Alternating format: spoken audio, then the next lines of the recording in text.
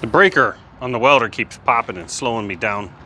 Running it at its highest setting, it's always been kind of marginal. But there's something you can do. You can clean the contact where your ground cable goes.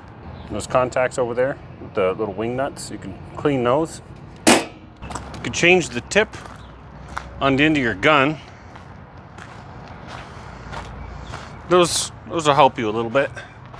You could also clean the prongs on your extension cord and the welder plug, but there's another option. These are both heavy-duty cords, and the welder keeps popping the breaker. So maybe the breaker's tired.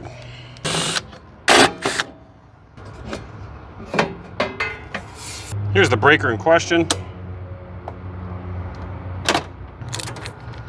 See, this breaker has gone bad, but I went down and I bought a new one, so hopefully we won't have any more problems. And the guy down at the hardware store said this will give my welder 50% more power. I don't know how, but let's see. It was only $8. Normally you just flip this one off, but the wife is on the computer, so we'll just go ahead and pop this one back in here.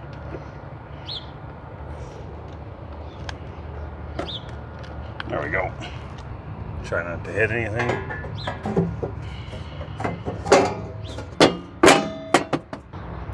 Flip on our new breaker, plug her in. Let's experience that 50% more power that the hardware store guy was talking about.